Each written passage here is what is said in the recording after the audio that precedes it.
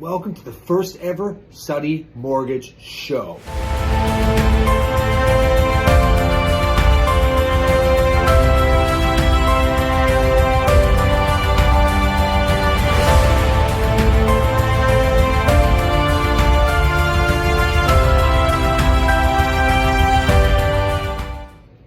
What's up, everybody? Welcome to the first ever Suttie Mortgage Show. What we wanted to do here is something a little different. We felt that our question of the week we were doing was getting a little random on when we put it out there, so that was something we wanted to kind of tighten up.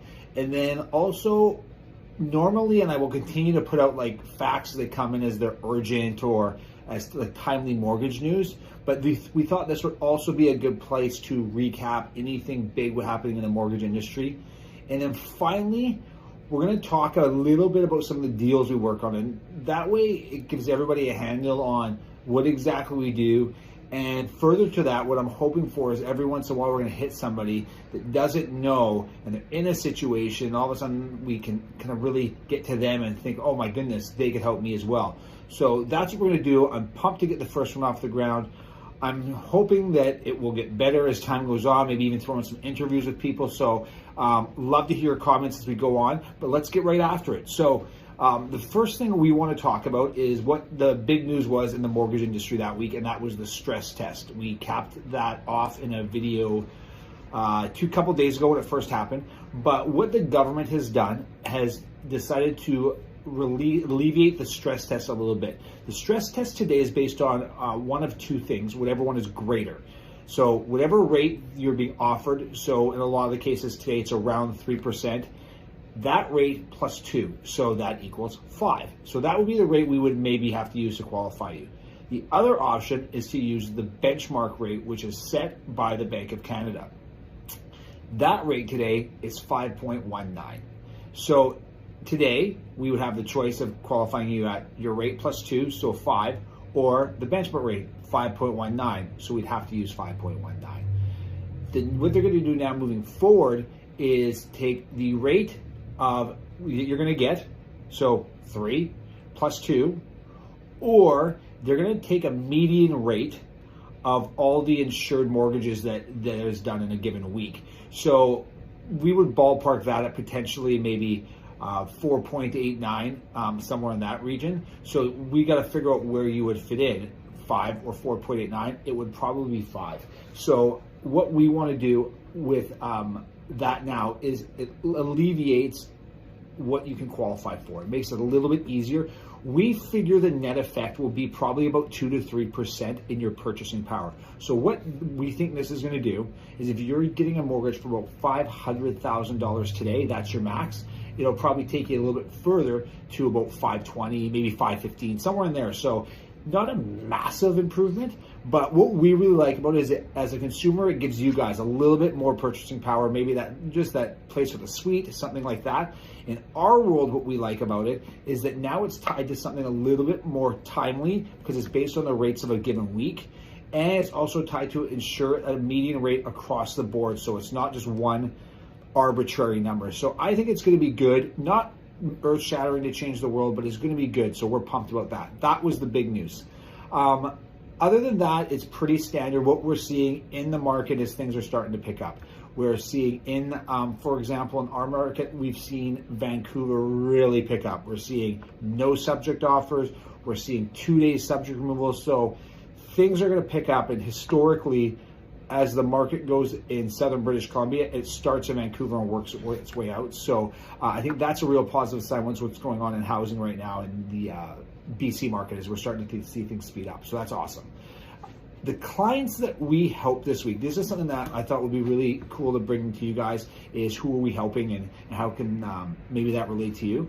And we saw two different things this week.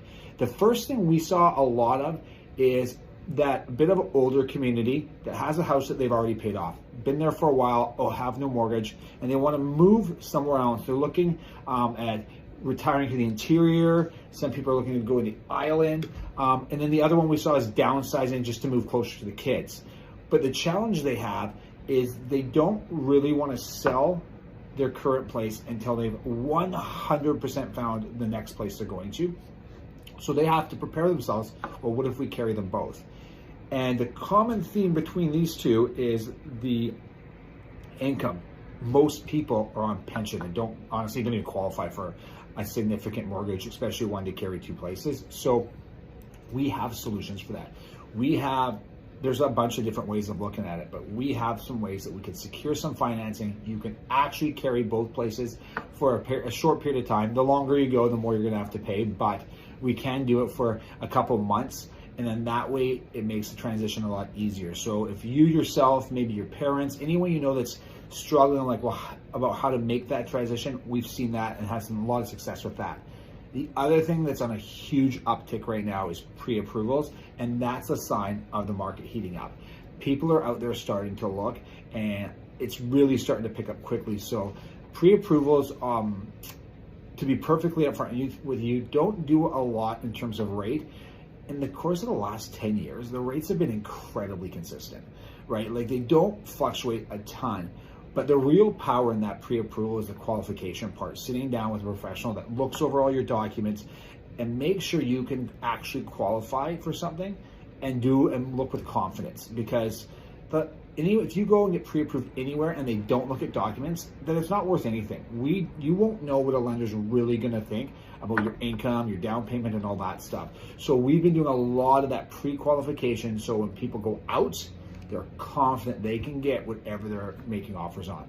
So if you're out there and you're hearing those two things, we can really help them with that.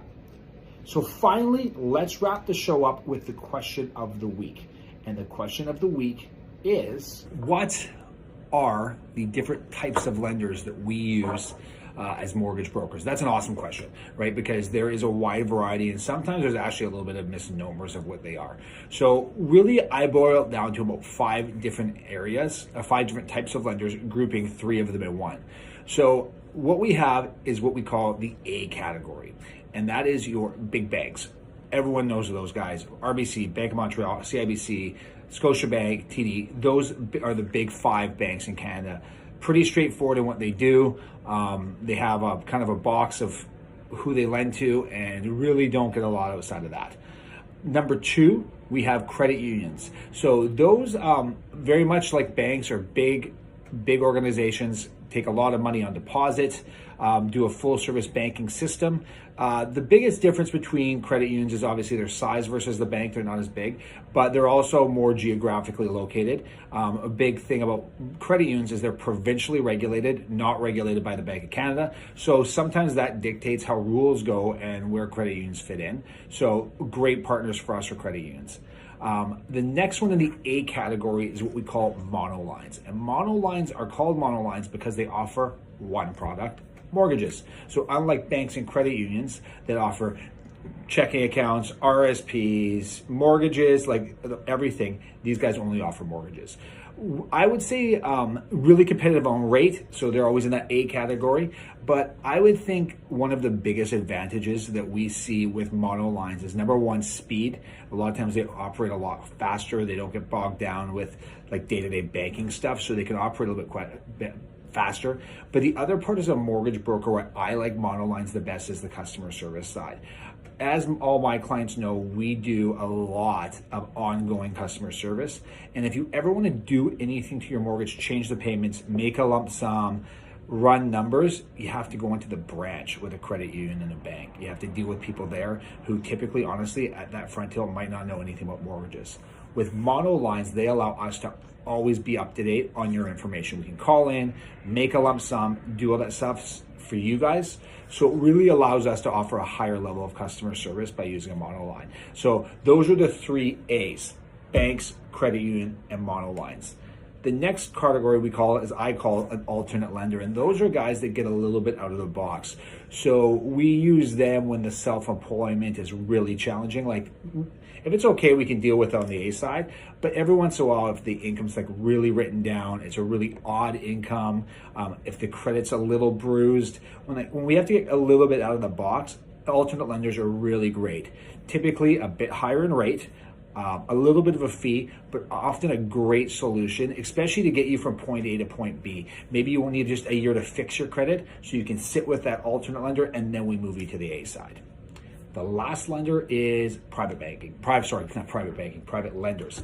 And these are not like, well, sometimes they are individuals, but they're also massive investment corporations. They can be anything. The key is they're not regulated by the Bank of Canada, the Bank Act, or anything like that. They're private companies that invest money in mortgages. So there are typically higher rates and bigger fees, but way more flexibility. So where I use private financing a lot is we use them in the first stages of credit repair.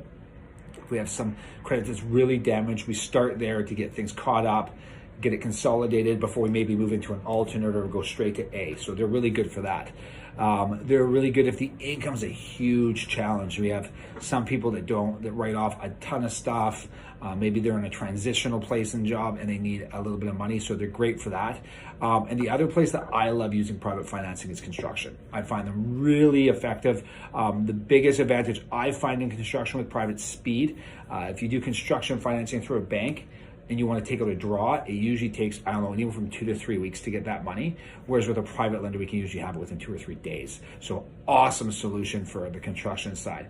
If you want to know about any of these particular lenders, we'd love to hear from you. We have all the comments below. You can reach out to us, but that's what the lenders are. If you have any questions that you heard, throw them in the comments, reach out to us. I hope you guys enjoyed the first ever Suttie Mortgage show. I know it was raw and rough, but I figured I might as well throw it out there and start than try to wait for the perfect solution. But I plan on obviously working on the quality, the topic matter, and things like that. If there's anything you want me to talk about in the show, please let me know. Jason Suttie with Suttie Mortgage. Your story starts here.